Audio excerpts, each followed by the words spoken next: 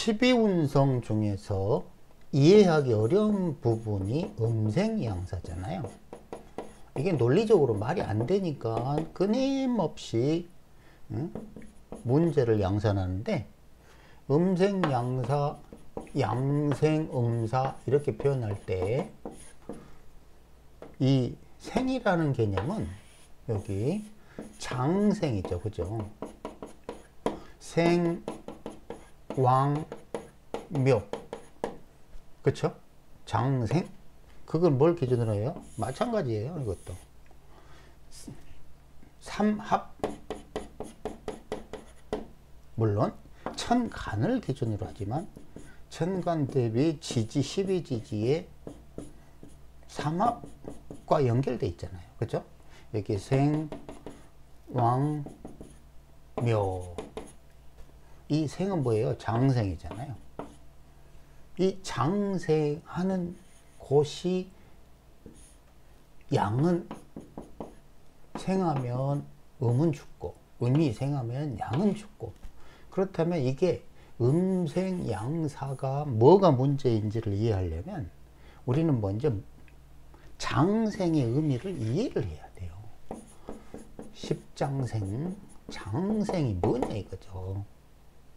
장생은 정확하게 새로운 양기가 동하다 이런 말이에요. 어디에서? 인사, 신, 해에서. 그래서 인사신을 뭐라고 그러죠? 생지라고 그러잖아요. 생지. 자묘회로 왕지, 진술충미를 묘지 이렇게 표현하잖아요. 그러면 임목에 뭐가 장생? 병화가. 사화에 뭐가 장생? 경금이. 신금에 임수가. 해중에 간목이. 이건 뭐다? 고로. 지장간 중기는 뭐다? 삼합운동, 새로운 양기 동하는 곳, 그리고 그것이 음기로 완성, 이걸 표현한다고 그랬죠. 이런 건 음기죠, 그죠? 삼합운동을 완성했어, 요걸 표현하는 거잖아요. 그러니까 지금 정확하게 양기는 요런 병화, 경금, 임수, 간목이 동하다. 그래서 그거를 장생이라고 하는 거예요. 그런데 여기서 오해하지 말아야 될 게 뭐냐면, 우리가 보통 뭐 세상은 양음운동의 반복이라고 그러잖아요. 이 표현의 다른 것이 뭐냐면, 시간과 공간은 이어져 있다예요. 절대로 끊어지지 않는다예요. 달리 표현하면 이게 원처럼 계속 순환하는 거를 말해요. 절대로 갑자기 이 인종병화가 장생한답시고 어디서 생뚱맞게 생겨난 게 아니라는 거죠. 그런데 이게 수화 목금의 순환 원리를 이해하지 못하면 이게 병화가 왜 갑자기 여기에서 나타났는지 이해를 못하는 거예요. 근데 수는 화요, 좀 더 보면 알겠지만 수는 화로 변하고 목은 금으로 변하고 화는 수로 변하고 금은 목으로 변한다는 이치를 이해하면 이 지장간 표에서 설명하는 의미들을 이해해요. 예를 들어서 개수가 병화로 바뀌고 을목이 경금으로 바뀌고 정화가 임수로 바뀌고 신금이 간목으로 바뀌는 거예요. 즉 이 중기에 있는 장생이 양기가 생겨나려고 그러면 반드시 뭐가 필요하다? 음기가 필요해요. 그것이 바로 양, 양 반복 과정이에요. 장생이 뭐다? 절대로 갑자기 생뚱맞게 튀어나온 게 아니라 음기가 있었기 때문에 생겨난 것이다. 그것도 어디에서? 축임, 그죠? 진사, 미신, 수레, 요 과정에서 당연히 진, 축, 진, 미, 술, 여기는 뭐다? 음기저장. 왜? 삼합, 운동, 완성. 그렇잖아요. 그 음기를 다시 양기로 활용. 그 뭐다? 장생이다. 그게 장생이에요. 그러면 그 진술충미에는 뭐가 있는지, 음기가 뭐가 있는지 이해해야 될 거 아니에요. 그렇죠? 그러니까 여기에서 축인에서 이게 장생이 병화잖아요. 여기는 다 장생이라고 그랬죠. 그죠?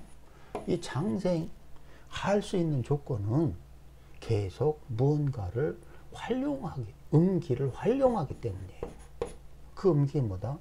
병화는 개수의 발산 움직임이 이어져 왔기에 분산 에너지가 장생하고, 이 경금 꽃은, 열매는 을목이 계속 새싹으로 성장했기에 경금으로 장생하고, 미중 정화는 계속 이어져 왔기에 수렴이 운동이 이어져 왔기에 임수에서 응축 에너지가 생겨나고, 신금의 딱딱함이 이어져 왔기에 수기에 풀어져서 새로운 생명체 갑이 생겨난다는 거예요.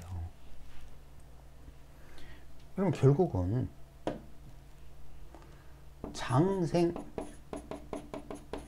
장생지라는 조건은 음에서 양으로 변화 과정이에요. 그것도 정해진 원칙대로, 수는 화로, 화는 수로, 목은 금으로, 금은 목으로, 예, 순환 원리 대로만 가능한 거예요. 여기 보면 다시 봐봐요. 수, 화, 그죠? 목, 금, 그죠? 화, 수, 금, 목, 이렇게 계속 돌아요.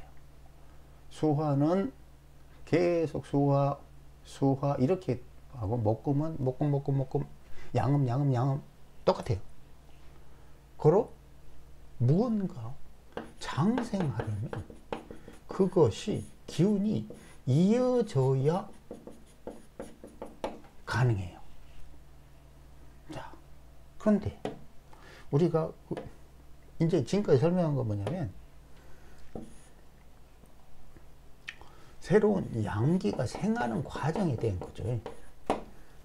근데 반대로 음생에 대한 부분은 원리적으로 우리가 설명할 방법이 없어요. 지구상의 그 누구도 이거는 설명을 할 수가 없어. 시간이 역류하는 것처럼 설명하기 때문에 설명할 방법이 없어요. 만약에 설명할 사람을 찾아오면 내가 500원 드립니다. 500원. 자, 여기 봐봐요. 우리가 지금까지 장생이라는 개념을 살폈던 이유는 음생양사, 요걸 살펴보려고 했던 거예요. 즉 음이 생하니까 양이 죽었어. 이게 맞냐 이거지, 논리적으로. 이것 때문에 우리가 얼마나 개고생합니까? 그렇잖아. 자, 간목은 오화에서 사지에 든다 그랬죠. 사지. 그러니까 을목은 여기에서 장생해야 되죠. 이걸 하여 음생양사 이렇게 표현하잖아. 그럼 장생이라는 개념은 방금 뭐라고 했어요? 음기가 양기로 새로운 에너지가 동화다라고 그랬잖아. 맞죠? 그러면 이 오화에는 반드시 을목이 장생할 수 있는 조건이, 여건이 있다는 거예요. 그럼 이거 뒤로 거꾸로 가면 미에서 오로 간다고 지금 주장을 하는데 이상 좋다 이거지. 여기에는 다 음기가 있어. 좋아. 그럼 이제 여기에 뭔가 새로운 양기가 나와야 되잖아요. 그런데 자, 여기다 을목이 있다 칩시다. 양기라고는 여기서 이거밖에 없어요. 병화밖에 없잖아. 자, 이 병화밖에 없어요. 아까 이 장생지는 어디 있었죠? 여기, 중기, 정기 중에서 당연히 중기는 삼합운동을 표현하기 때문에 장생지는 중기에 있어야 돼요. 근데 여기 기토가 있네, 정화가 있네, 병화가 있다 쳐도 을목과 병화가 무슨 관계예요? 이거는 목이고 병화는 화예요. 아까 분명히 얘기했죠. 목은 금으로, 금은 목으로 순환하고 수는 화로, 화는 수만 운동을 합니다. 고로 을목이 병화에서 혹은 뭐 어디에선가 오화에선가 장생한다는 논리는 말이 안 돼요. 용어를 바꾸지 않는 한은 이런 거를 논리적으로 음생양사를 설명할 방법이 없어요. 달리 표현하면 헛소리라는 거지. 틀려있다는 거야. 갑은 해묘미 삼합을 하니까 오화에서 해, 묘, 미 오화에서 사지에 간다, 죽는다, 뭐 이건 이해를 하겠어요. 그리고 묘지에 들어간다, 생황묘니까, 그죠?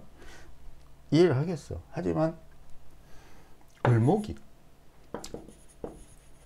인옷을 삼합하는 을목이 오화에서 장생한다.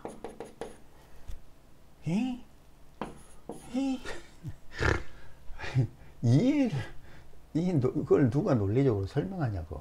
지금 말했지만 그 모든 명리이론은요, 기준이라는 게 있어야 돼요.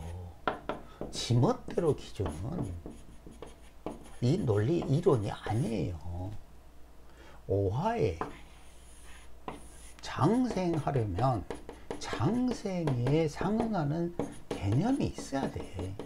근데 중기에 반드시 있어야 될 무언가도 없고, 기껏해야 병화 하나 있는데 이 병화는 목, 화로 전혀 다른 거예요. 오행 자체가 다르잖아요. 그죠?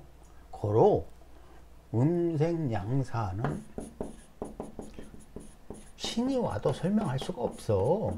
논리적으로 틀렸거든. 물론 시간이 뭐 정인계처럼 우리가 인지 못하는 우주의 흐름은 정반대로 흘러갈 수 있겠죠. 하지만 그거는 지구 밖 이야기예요. 지구 밖 외계인 이야기라니까. 우리는 단지 피부적으로 느끼는 거는 이런 식으로 순환하는 시간만을 인지해요. 지구 밖에서 이 지랄 연병을 하던 우리는 모른다는 거지. 그러니 음생양사를 설명하는 사람에게 내가 500원을 감히 500원을 주겠다고 하는 겁니다. 자, 그러니까 좀 다시 정리를 해보면 우리가 음생양사의 논리가 맞는지를 보려면 먼저 장생 개념이 뭔지를 확실하게 이해해야 돼요.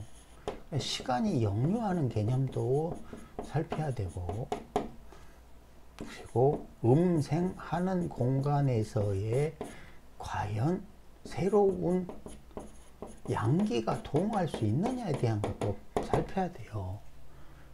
이거 다음에 을목이 순환하는 과정을 설명을 해 볼게요. 그러니까 뭘로?